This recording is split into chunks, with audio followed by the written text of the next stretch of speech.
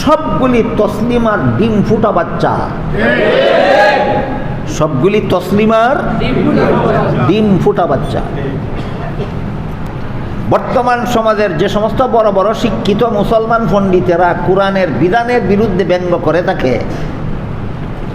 এই ব্যঙ্গগুলির আলোচনা সারা রাতেও করে শেষ করা যাবে না। আমার জানা মতে কোরআনের বিভিন্ন আয়াতের বিরুদ্ধে প্রকাশ্যে ব্যঙ্গোক্তি করা শুরু করেছিল বাংলাদেশের মধ্যে সর্বপ্রথমে তসলিমা নাসরিন। তসলিমা নাসরিন পরিষ্কার ভাষায় বলেছিল কোরআনে অনেকগুলি ভুল আছে। মৌলবীরা যদি কোরআনের ভুলগুলি সংশোধন করে নিতে পারে তাহলে আধুনিক যুগে কোরআনটা কোনো রকম টিকে থাকতে পারে। মৌলবীরা যদি কোরআনের ভুলগুলি সংশোধন করতে না পারে তাহলে বর্তমান জ্ঞান বিজ্ঞানের যুগে, আধুনিক যুগে কোরআনের সেকেলে কথাগুলি অচল হতে বাধ্য। এইরকম কুফুরি, বেঈমানি, শয়তানি কথাটা বাংলাদেশে আমার জানা মতে সর্বপ্রথম তসলিমা নাসরিন বলেছেন। এবং তসলিমা নাসরিন কতগুলি আয়াত চিহ্নিত করে দিয়েছিল, কোরআনের অমুক অমুক আয়াত ভুল, কি কারণে ভুল, যুক্তি সহ আলোচনাও করেছিল। মৌলবীরা যদি এই ভুলগুলি সংশোধন করতে পারে তাহলে কোরআন টিকতে পারে, নাহলে কোরআন টিকতে না। তসলিমা নাসরিন কোরআনের যতগুলি আয়াতকে ভুল বলে ঘোষণা করেছিল, এর মধ্যে একটা আয়াত হলো সূরায়ে নিসার 11 নম্বর আয়াত।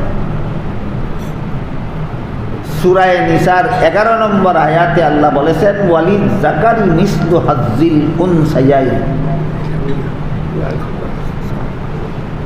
ওয়ালিদ যাকারি মিসলু হাজ্জিল উনসায়াইন এর অর্থ হলো পিতামাতা মারা গেলে পিতামাতার তেজ্য সম্পদে ছেলে পাবে 2 অংশ, মেয়ে পাবে 1 অংশ।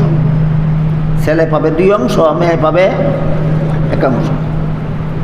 আজকে নূতন শুনলেন আপনারা কোরআনের এই বিধান, না জীবনে আরো শুনেছেন?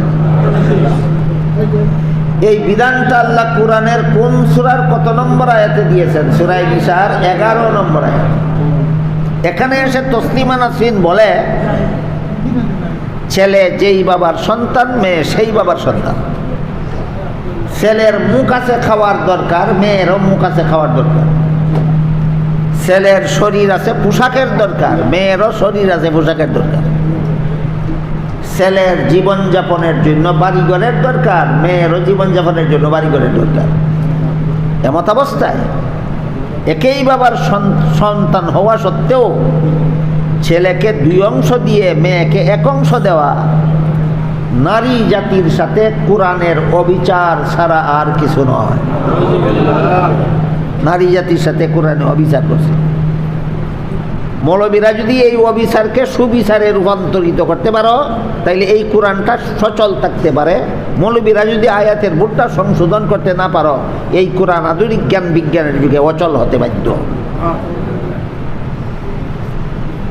বলেন তো, বর্তমান সমাজে তসলিমা নাসরিন বাংলাদেশ থেকে পালিয়ে যাওয়ার পরে বাংলাদেশে আর কোনো শিক্ষিত লোকে নারী পুরুষের সমান অধিকার চাই বলে কিনা? বলে। এই সবগুলি বর্তমান বাংলাদেশের যতগুলি শিক্ষিত লোকে নারী পুরুষের সমান অধিকার চাই বলে, সবগুলি তসলিমার ডিম ফুটা বাচ্চা। সবগুলি তসলিমার ডিম ফুটা বাচ্চা।